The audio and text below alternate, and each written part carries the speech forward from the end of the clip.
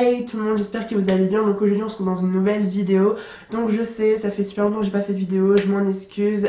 Voilà, j'ai commencé mon deuxième semestre et comment vous dire qu'il est très chargé. Donc voilà, le travail, les études passent avant YouTube, j'en suis vraiment désolée. Pourtant vous me manquez énormément, vous pouvez pas imaginer à quel point faire des vidéos ça me manque. Entre le tournage, l'idée de gérer la vidéo, la tourner, la monter, etc. Répondre à vos commentaires, ça prend énormément de temps. Personnellement, ça ne me dérange pas, mais c'est juste que voilà, les études passent avant et ça me demande énormément de travail. Sachant que voilà, je fais des horaires genre de 8h, 18h et j'ai cours le samedi aussi matin, donc samedi matin aussi, donc c'est très compliqué. Donc je m'excuse d'avance voilà, pour les manques de vidéos qui arriveront sûrement encore après et qui sont déjà arrivés. Je suis vraiment désolée. Mais voilà, comprenez-moi un peu aussi. De toute façon, je sais que vous allez comprendre. Voilà, donc aujourd'hui du coup, j'ai décidé de vous revenir avec une vidéo pour la Saint-Valentin. Parce que le jour où cette vidéo sera en ligne, ça sera la Saint-Valentin. Donc on sait tous, la Saint-Valentin, c'est la fête des amoureux, etc. Et c'est surtout aussi le moment en fait de dire à votre famille, à vos proches, que vous les aimez, c'est une fête, passez du temps, pas forcément voilà, avec votre copain bien sûr si vous en avez, mais si vous êtes célibataire, profitez de passer un moment avec votre famille, vos amis, etc., vos cousins, vos potes. Voilà, c'est surtout ça les fêtes, c'est passer du bon temps avec ses proches et surtout de profiter et de se faire plaisir. C'est pour ça qu'aujourd'hui j'ai décidé de vous revenir avec une sélection de 5 livres, parce que se faire plaisir c'est lire aussi pour nous les lecteurs invétérés. J'ai décidé de vous revenir aujourd'hui avec une sélection de 5 livres avec en fait les meilleures histoires d'amour, donc les meilleurs couples, meilleures histoires d'amour on va dire, parce que voilà, on se fait plaisir aussi à la Saint-Valentin quand on est célibataire, juste profitez, faites-vous couler un bain, lisez un bon livre et c'est pour ça du coup j'ai décidé de vous faire une sélection de 5 livres avec les meilleurs couples, comme ça on vit un peu l'amour par procuration un peu. Donc ça sera mon cas cette année aussi. Donc en premier temps, donc le premier que j'ai décidé de choisir, c'était donc forcément Finch et Violette, donc de Tous nos jours parfaits de Jennifer Niven. Donc j'ai terminé ce livre le jour de l'an en fait. J'avais commencé ce livre il y a genre au mois d'octobre. J'avais laissé de côté parce que je savais que j'allais beaucoup aimer. J'avais commencé à dévorer les moitié du livre au moins et je me suis dit ok, tu vas laisser ça de côté, tu les liras pendant les vacances parce que j'avais vraiment envie de lire le bouquin d'une seule fois, sauf que c'était pas possible pendant les cours. Donc du coup j'ai remis ça pendant les vacances de Noël, je l'ai terminé et comment vous dire que juste pour l'histoire en fait c'est l'histoire de Violette et de Finch qui sont deux adolescents américains et en fait Finch lui est vu un peu comme le mec taré dans son école en fait, il est parfois un mois sans y aller ou il revient mais il fait des trucs de ouf. Et Violette quant à elle est une fille qui était très populaire, elle sortait avec un mec de l'équipe de football etc, elle sortait énormément en soirée et tout, jusqu'au jour en fait où elle a eu un accident avec sa grande sœur et malheureusement celle-ci a perdu la vie. Donc quand elle retourne au lycée, tout son quotidien lui rappelle sa sœur. Et en fait, donc ces deux personnages-là, Finch et Violette, vont se rencontrer tout simplement parce qu'ils pensent à la mort. Donc je trouve que c'est très bien dans le sens de parler de ce problème-là chez les adolescents. Il y a énormément de livres adultes qui parlent de problèmes psychologiques et mentaux, etc. Pour les adultes, mais jamais pour les adolescents. Ça arrive énormément le suicide chez les adolescents. Et personnellement, j'ai bien aimé le fait que ça soit bien exploité. C'est une écriture qui est sublime, c'est très simple mais il y a des passages qui sont hyper émouvants, la description est parfaite, les personnages sont vraiment exceptionnels, il y a énormément d'émotions qui traversent les pages, enfin c'est juste un truc de malade pour moi, j'ai beaucoup aimé, j'ai énormément aimé le personnage de Finch, j'ai trouvé que c'était un personnage qui était, comment vous dire, juste trop touchant. J'ai beaucoup aimé leur histoire et franchement, je vous conseille 1000 fois ce livre. J'ai été énormément touchée à la fin du livre, bien sûr comme tout le monde, mais franchement, voilà. Si vous avez aimé Le Monde de Charlie, je vous conseille parce que franchement, il est génial et j'en avais entendu quand il était sorti aux États-Unis et voilà, je regrette absolument pas ma lecture. C'est l'un de mes coups de cœur, je pense, de cette année 2016. En tout cas, je vous le conseille 1000 fois parce que c'est une histoire d'amour qui est sublime. Continue avec le deuxième livre que en fait je suis en train de lire actuellement en fait à l'heure où je tourne cette vidéo.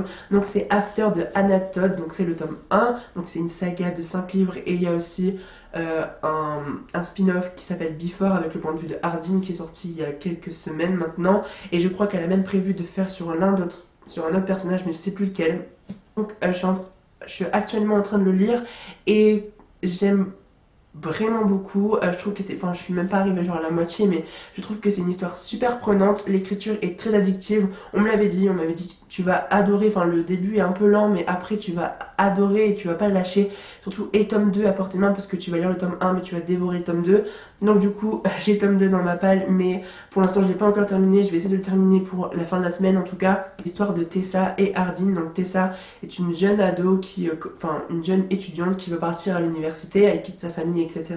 Et donc elle va partager donc sa chambre à l'université avec une jeune fille qui est très spéciale, et elle va rencontrer donc son meilleur ami qui s'appelle donc Ardyn en fait, et un groupe de 5 jeunes beaux hommes. Donc celui-ci est très très beau, avec très tatoué, etc. Mais au début c'est vraiment la guerre, ils ne peuvent vraiment pas se voir, sauf que ça va se transformer très vite en amour, sauf que les histoires d'amour c'est pas si facile que ça. Et personnellement j'ai beaucoup aimé enfin j'aime beaucoup le personnage de Ardyn, j'aime beaucoup le personnage de Tessa aussi, même si elle est un peu pour moi très complexe. Enfin je sais pas, quand t'as un mec comme Ardyn, enfin je sais pas, enfin cherche pas à compliquer, voilà tu fonces. Mais bon après c'est forcément un livre, donc ça doit forcément être compliqué. Pour l'instant je suis arrivée à peu près la moitié et j'aime beaucoup. Et je comprends maintenant pourquoi il y a énormément de personnes qui ont lu toute la saga. Après je sais pas si je continuerai les autres tomes. J'ai le tome 2 et le tome 5 dans ma palle. On verra bien en tout cas, mais pour l'instant c'est en bonne voie. Je vous en parlerai du coup dans un update lecture très prochainement. Mais je trouve que c'est un bon livre à lire. C'est une bonne histoire d'amour en tout cas, et je vous conseille de le lire pour la Saint-Valentin. Donc pour la troisième histoire d'amour, j'ai décidé de prendre Walking Disaster de Jamie Maguire. Donc il est sorti il y a plus de 2 ans maintenant il me semble. Donc en fait il y a un nouveau tome qui est sorti qui s'appelle Beautiful Oblivion il me semble, et c'est sur le point de vue du frère de Ardyn. Donc en fait il existe donc celui-ci est le point de vue donc du garçon, et il existe donc Beautiful Disaster qui est sur le point de vue de la fille. Pour l'histoire en fait c'est l'histoire de Travis qui est donc à l'université. C'est un mec qui est comment dire un peu, voilà, en gros, voilà, il profite de la vie, il sort avec énormément de filles, même si sortir n'est pas le terme exact à approprier, si même sortir n'est pas réellement le terme approprié, mais en gros, voilà, il profite de sa beauté, enfin voilà, il sait qu'il est beau, il attire énormément, voilà, il a une moto, des tatouages, etc. Et donc, il sortit pratiquement voilà, avec énormément de filles. C'est un peu le donjon de l'université, en fait, jusqu'au jour où il va tomber sur Abby, qui est une jeune étudiante, elle aussi. Et au début, voilà, ça va être comment enfin, dès qu'il la voit, il se dit que voilà, c'est la femme de sa vie, c'est coup de foudre directement. Sauf que bah elle, c'est pas du tout, enfin le genre de garçon dont elle a toujours rêvé. Elle est pas sortie avec beaucoup de garçons, et c'est pas du tout son style quoi. Elle aime pas du tout les bad boys, les mecs qui courent, etc. Sauf que l'histoire d'amour va devenir très compliquée, parce que ça va être je te veux plus. Enfin, c'est tellement prenant en fait. Moi j'ai adoré avoir le point de vue de Travis. Je n'ai pas lu le point de vue de Abby, mais personnellement ça m'a suffi, parce que j'ai trouvé que ce personnage était juste au top. Ses émotions, voilà, en plus c'est quelqu'un de très impulsif, donc voilà, il fait des combats de boxe, etc. Et j'ai adoré ce bouquin. Je l'ai lu il y a 2 ans je crois, ou l'an dernier, je sais plus. L'an dernier je crois, non en 2014, donc ça va faire il y a 2 ans. Je l'ai lu il y a 2 ans et j'ai adoré, je m'en souviens encore. Je me souviens que l'histoire d'amour était juste magnifique. Voilà, et je sais même pas pourquoi j'ai pas encore lu Beautiful Wedding. Il y a Beautiful Oblivion, et je pense que j'irai les acheter très prochainement, parce que le dernier tome est sorti il y a quelques jours maintenant. Donc franchement, si vous aimez les belles histoires d'amour, genre, enfin c'est du nu adulte, donc il y a quelques scènes à peu détaillées, mais c'est pas non plus quelque chose de hard comme dans 50 nuances degrés. Ne vous inquiétez pas, c'est quelque chose de très romantique, très beau. En tout cas personnellement j'ai beaucoup aimé, et je vous recommande ceci pour la Saint-Valentin, parce que c'est une histoire d'amour qui est sublime. Donc voilà. Je m'excuse aussi de ma voix, parce que je suis enrhumée, je suis malade, mais j'ai envie de faire des vidéos, donc je suis vraiment désolée pour si je parle du nez, j'en suis désolée. Donc pour l'avant-dernière histoire d'amour, j'ai décidé de vous parler de Girl Online de Zoella. Donc celui-ci c'est le tome 2, donc Girl Online en tournée. Donc en fait pour le tome 1 c'est l'histoire de Penny, qui est une jeune anglaise qui vit donc à Brighton. Elle est en fait sujet à des crises d'angoisse depuis qu'elle a eu un accident de voiture avec ses parents, et son père donc lui conseille de créer un blog pour pouvoir parler, pouvoir se confier un peu comme un journal intime et pouvoir se confier avec des personnes qui peut-être eux sont sujets aussi à ce genre de crise en fait. Et donc elle va créer ce blog qui s'appelle donc Girl Online jusqu'au jour en fait où à son lycée sa réputation va être mise à mal enfin elle va être en gros, elle va être sujet à un cyberharcèlement, harcelée dans le sens où en fait il va y avoir une photo d'elle très compromettante qui va être mise sur internet en fait sur les réseaux sociaux. Et en même temps ses parents en fait vont partir aux États-Unis à New York pour organiser un mariage et donc elle va profiter de ce mauvais moment pour pouvoir en fait s'échapper et aller à New York avec ses parents, avec son meilleur ami aussi. Et là-bas donc elle va rencontrer un garçon qui s'appelle Noah, qui est un jeune ténébreux, voilà, musicien, etc. Et ben, ces deux-là vont vivre une belle histoire d'amour, etc. Il va y avoir des romantissements parce que chacun a des secrets et malheureusement, les secrets ne sont pas très bons dans les histoires d'amour. Et franchement, j'ai beaucoup aimé le tome 1. Je vous en avais parlé dans une revue. Je vous les mettrai en barre d'infos. Donc c'était à Martina Fisson Jeunesse qui me l'avait envoyé. Ils me l'ont envoyé ici tome 2. J'avais beaucoup aimé. Donc franchement, je trouve que c'est une belle histoire d'amour à lire pour la Saint-Valentin. Je trouve que c'est très mignon, c'est très simple. L'écriture est très addictive et en même temps très simple. Donc même si vous êtes genre... Tout le monde peut le lire ce livre parce que même si vous avez 12 ans ou si vous avez 35 ans ou plus, vous pouvez adorer ce bouquin. J'ai adoré l'histoire d'amour de Penny et de Adam, je trouvais ça très mignon. Il y a quelques romantissements, c'est très touchant. Penny est un personnage juste très bien, j'ai beaucoup aimé. Et d'ailleurs en fait, si vous, petit plus, si vous voulez, en fait La Martinière Fiction Jeunesse organise un concours pour la sortie de ce livre. Je vous mettrai le lien en fait de leur Instagram, donc il y a certaines conditions je crois, en fait ça se passe sur Instagram leur concours, donc je vous mettrai toutes les conditions, le concours, les lots à gagner, etc. Je crois qu'il y a un an de livres à gagner, donc je vous mettrai le concours dans la barre d'infos si ça vous intéresse.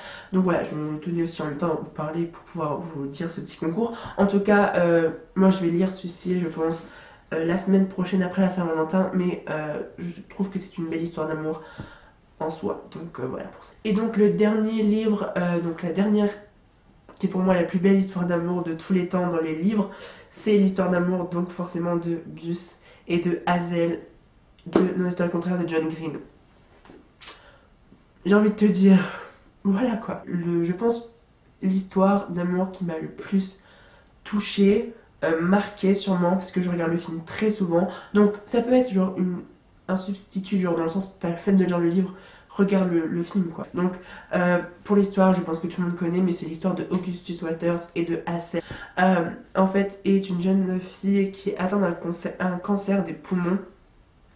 Et qu'elle est vraiment très malade, donc elle va en fait, sa mère la force un peu à sortir parce qu'elle fait un peu rien dans sa vie et elle a arrêté ses études et tout, et donc elle la force à aller dans des groupes de soutien où elle va parler un peu de son cancer, mais pour elle, voilà, elle s'en fiche un peu. Et donc là-bas, elle va rencontrer un jeune homme qui s'appelle Augustus Waters, qui est lui remis en fait de son cancer et il est en stade donc, de rémission.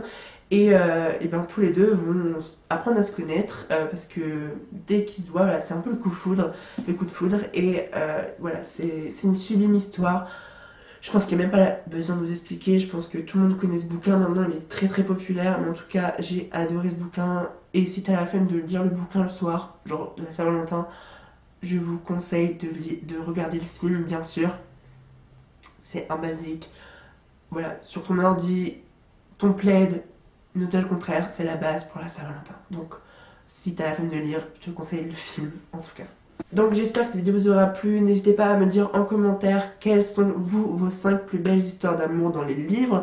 N'hésitez pas non plus à vous abonner à la chaîne, à liker, à commenter, à me suivre sur les réseaux sociaux. Tous les liens seront en barre d'infos et mon pseudo s'affichera quelque part ici. Donc, voilà, j'espère que cette vidéo vous aura plu et donc on se retrouve très prochainement pour une nouvelle vidéo. Ciao!